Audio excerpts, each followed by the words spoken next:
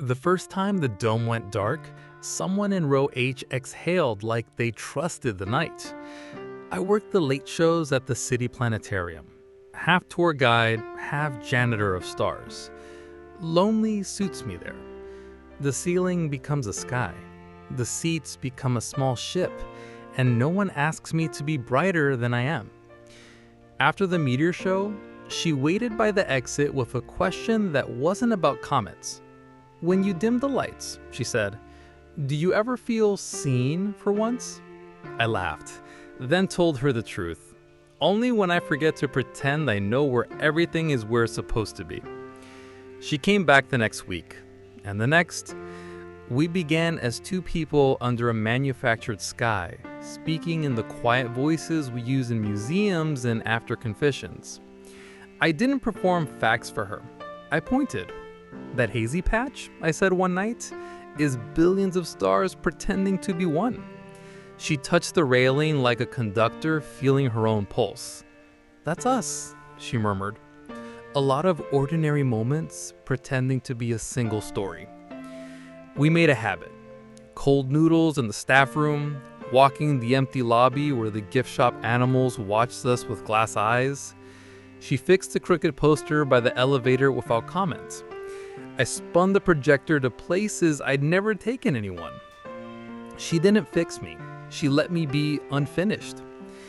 When the bad days came, and they do, even under perfect skies, I stayed after hours running a private show for my thudding heart.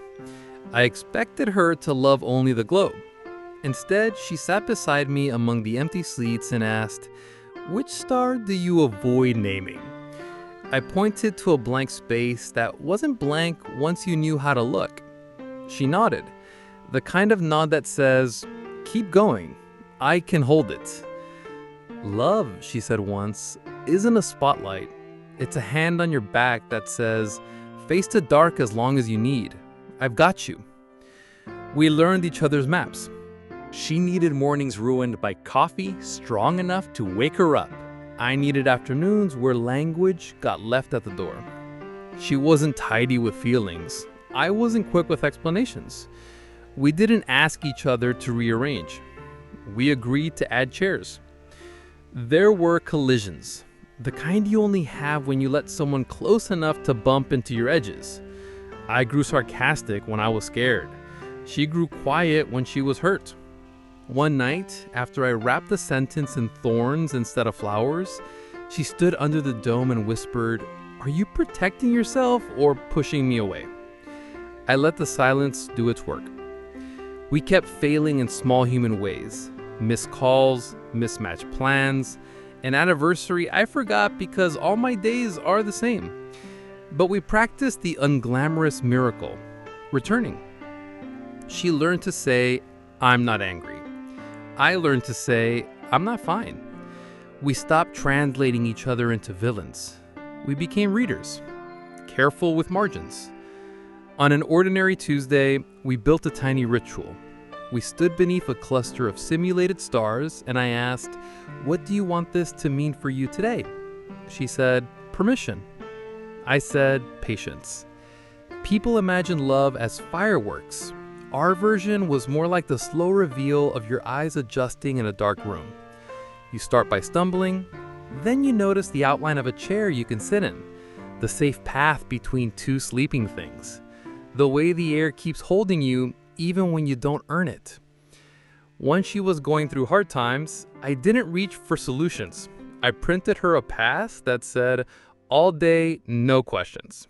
And we watched the fake sky fade from sunset to midnight to dawn, because sometimes watching something endure helps your own endurance remember itself. We had rules that weren't really rules. Tell the unflattering thing early.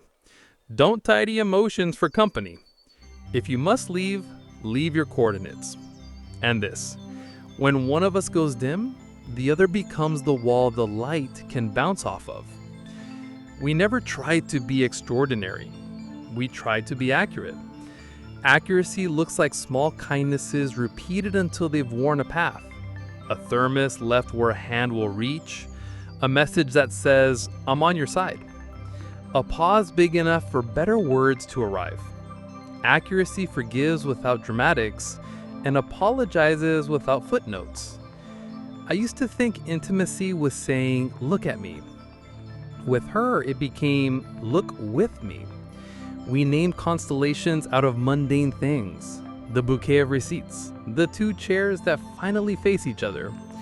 We didn't rank our past hurts. We believed them.